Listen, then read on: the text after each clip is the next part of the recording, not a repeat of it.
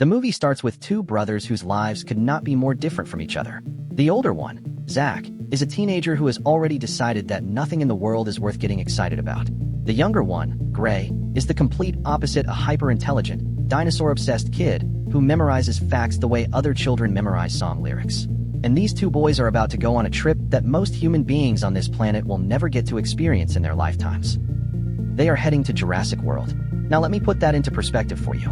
Jurassic World is not a theme park in the traditional sense. It is not roller coasters and cotton candy. It is a fully operational island resort built on a place called Isla Nublar, where actual, living, breathing dinosaurs walk the earth. Real ones, resurrected from extinction through genetic engineering. And tourists come from all over the world, paying good money, to stand just close enough to feel the ground vibrate under prehistoric feet. Their aunt, Claire Deering, runs the whole operation. And when we say runs it, we mean she is the operations manager, the person whose signature is on every decision, every schedule, every exhibit. She arranged VIP passes for her nephews. Skip every line access to every corner of the park. It is an extraordinary gift. The boys board a ferry that carries them and many other tourists across the ocean to Isla Nublar, the island where the dinosaur park is situated. But when the boys arrive, they are not greeted by their aunt. They are handed off to Zara, Claire's personal assistant, who is tasked with babysitting them while Claire handles business. Gray's face when he realizes this tells you everything. He did not cross an ocean to spend the day with a stranger. He came to see his aunt. He came to see dinosaurs. He came to feel something real. That disappointment? It matters more than it seems right now. Meanwhile, we meet Claire in her natural habitat, a boardroom. She is presenting to the park's corporate sponsors, and what she says in this meeting is the seed of everything terrible that is about to happen. Visitor numbers, she explains, are not what they used to be. The novelty of seeing a real dinosaur has worn off for a lot of people. A brachiosaurus used to drop jaws. Now people scroll their phones while one walks by. So the park needs something new. Something that will make people stop. Something bigger. Something that will genuinely frighten them. And the scientists delivered. Deep in the park's research facility, geneticists have been cooking up something that has never existed before in the 4 billion-year history of life on this planet. By combining the DNA of multiple different animals, the exact list of which, critically, nobody will fully disclose, they have manufactured a brand new creature from scratch. They call it the Indominus Rex. When this thing reaches full size, it will stretch 15 meters from head to tail, longer than the T-Rex that currently reigns as the park's headline act. It has been engineered to be the ultimate crowd puller, the attraction that sells out every single day. But here's the part that nobody in that boardroom is asking loudly enough. What exactly did you put inside it? We will find out. And when we do, everything will make horrible sense. On the other side of the island, we are introduced to someone who could not be more different from Claire if he tried. His name is Owen Grady, former Navy, currently employed by Jurassic World, doing something that should, by every measure of logic, be impossible. He is training velociraptors. Not tranquilizing them, not managing them from behind reinforced glass. Actually training them, building a working relationship with 4 of the most dangerous animals on the island through consistency, presence, and something that looks a lot like genuine mutual respect. During a session we witness one of his raptors, a female, named Blue, breaks formation and begins chasing a pig. Owen gives the command to stop. She stops. It is one of those moments that quietly rewires how you think about these animals for the rest of the film. After the session, a man named Vic Hoskins arrives. Vic runs the park's security operation, and he has been watching Owen's work very closely. His idea is straightforward and deeply alarming. Weaponize the raptors. Train them as military assets. Deploy them in conflict zones where human soldiers cannot safely operate. Owen's answer is immediate and final: absolutely not. These are not drones. They are not weapon systems. They are living animals that he has raised and worked alongside. And the idea of sending them into a war zone is not just wrong, it is the kind of thinking that turns something beautiful into something catastrophic. Vic does not walk away convinced. He walks away planning. A moment later, a stray pig runs into the raptor enclosure and knocks a young worker off his feet. The raptors surround him instantly. Owen steps directly between the animals and the terrified worker, using nothing but eye contact, voice commands, and sheer nerve to hold them back long enough for the young man to escape. He dives out through the gate just before it slams shut. Before leaving, Owen turns to Vic and delivers a line that doubles as a warning for the entire movie: never turn your back on a cage. Claire drives out to meet Owen at his quarters on the island. She needs a favor. The park's owner, Simon Misrani, a warm, wealthy, genuinely enthusiastic man who believes Jurassic World exists to humble the human spirit has asked her to have Owen assess the Indominus Rex's enclosure for security weaknesses before the creature is introduced to the public. The conversation between Owen and Claire is sharp and revealing. These two have history. There was a date at some point. It did not go well. And their friction here is not just personal, it is philosophical. Claire treats the park like a business portfolio. Assets, attractions, projected returns. Owen treats the animals like what they are, living creatures that deserve to be understood on their own terms. Despite the tension, Claire persuades him to come. They drive to Paddock 11 together, where the Indominus Rex has been kept in isolation since birth. Claire mentions, almost in passing, that there was originally a second Indominus Rex, a sibling, raised alongside her. The sibling is gone now, because the Indominus Rex ate it. Owen absorbs this information with the expression of a man filing it away under things that will become relevant very soon. Before he goes, Claire advises him to put on a different shirt because the Indominus Rex has an incredible powerful sense of smell. When Owen and Claire arrive at Paddock 11 and request that the Indominus Rex be brought out so Owen can observe her behavior, the creature does not appear. The feeding area sits empty. And then Owen looks up at the enclosure walls and spots something that sends a cold feeling through the scene. Claw marks. High up, deep gouges in the concrete, as though something very large and very determined was trying to climb its way out. The conclusion everyone jumps to is that the Indominus Rex has escaped. Claire rushes to contact the control room to check the tracking implant embedded in the creature's back. The answer that comes back is the last thing anyone wants to hear in that moment. The tracking data shows the Indominus Rex is still inside the paddock, but Owen and two park workers have already walked in to investigate the claw marks. What happens next is over in seconds. The Indominus Rex had not escaped. It had not been trying to escape. It had made those claw marks deliberately knowing that humans would see them, assume the worst, and send people inside to check. It had been waiting, completely hidden, for exactly this moment. It attacks. One worker dies. The second barely makes it through the gate. Owen throws himself through the closing barrier with the animal right behind him. He dives under a parked vehicle, ruptures the fuel line, and covers himself in gasoline to mask his scent. The Indominus Rex circles the vehicle, sniffs, cannot find him, moves on, but it is no longer inside Paddock 11. The Indominus Rex is loose on an island with 20,000 people on it, and it already has a demonstrated ability to plan, deceive, and wait. Back in the control room, Claire sends a containment unit, a team of armed soldiers carrying non-lethal stun equipment to capture the Indominus Rex. When Owen arrives, he is barely holding his composure. He explains to anyone who will listen that what just happened was not an animal reacting to fear or hunger. The Indominus Rex scratched those walls as a calculated strategy. It knew where its tracking implant was located, and before any of this happened, it had already removed the chip from its own body, so it could not be followed. This creature thinks. It plans. And now it is free. Simon Masrani refuses to authorize lethal force. $26 million went into building this animal, and he is not ready to write that off.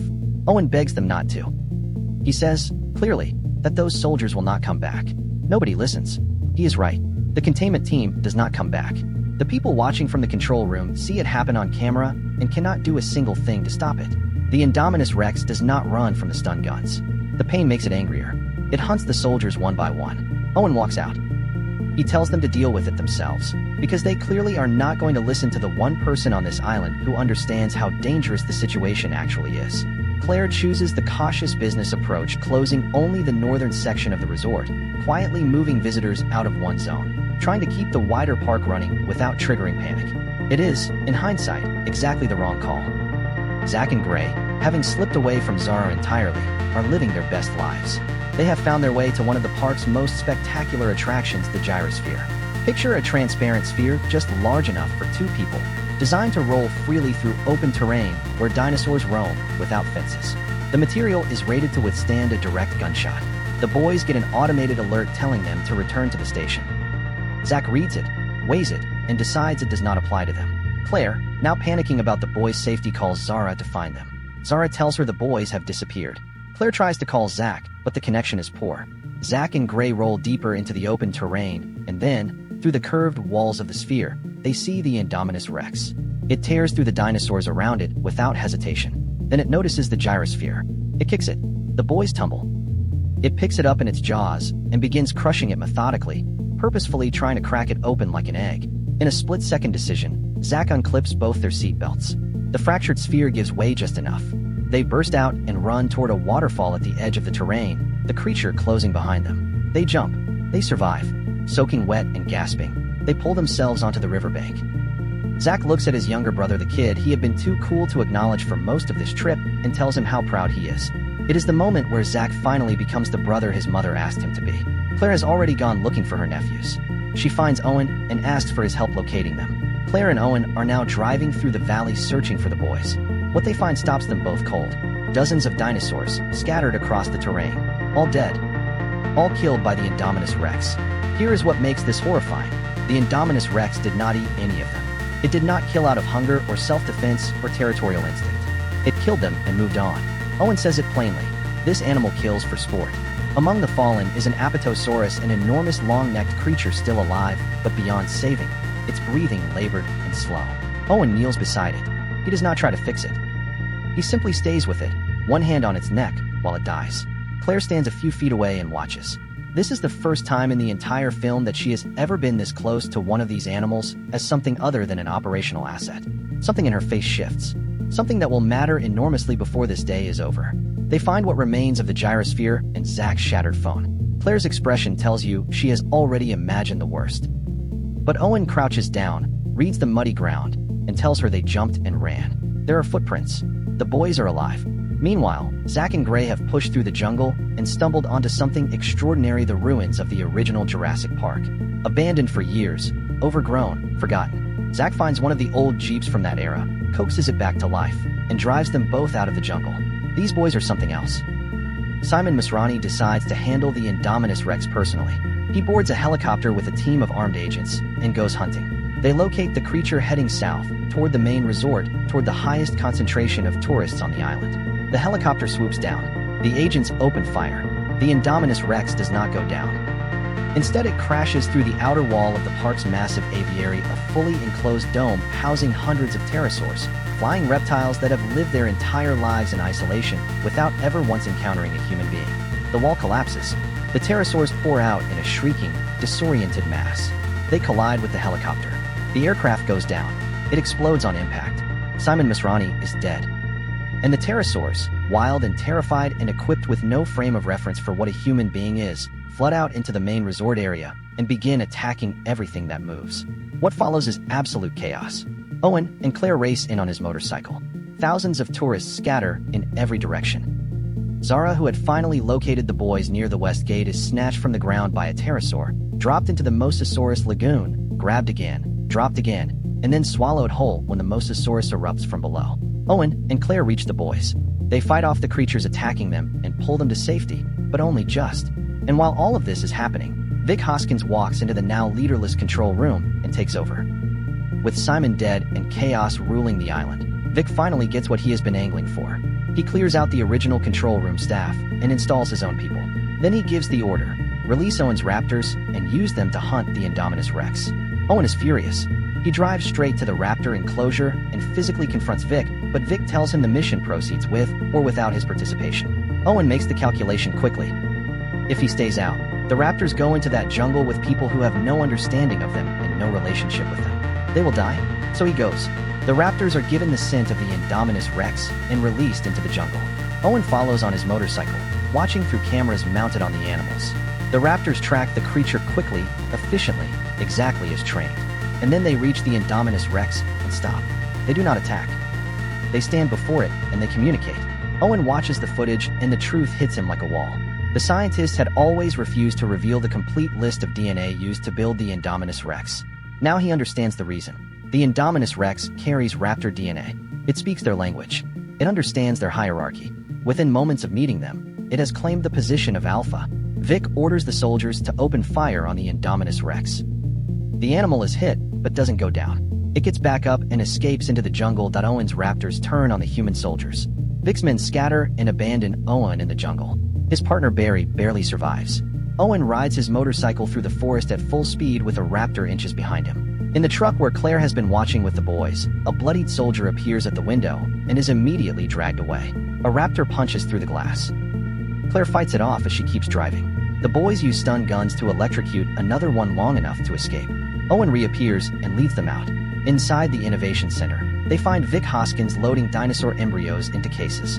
He reveals the complete picture. Dr. Henry Wu, the park's lead scientist, has been secretly working with him the whole time. The Indominus Rex was never just an attraction. It was a prototype, a proof of concept for genetically engineered biological weapons. The embryos are the next stage of that program. Before Vic finishes his explanation, a raptor comes through the wall and takes him. Gray spots one of the Innovation Center's large interactive holograms and activates it. The raptor inside the building stops and stares, confused by the projected image. The group slips out while it is distracted. Outside, 2 more raptors are waiting. Owen steps forward. He speaks quietly to Blue the raptor, who stopped chasing that pig during the very first training session. The one he has known the longest.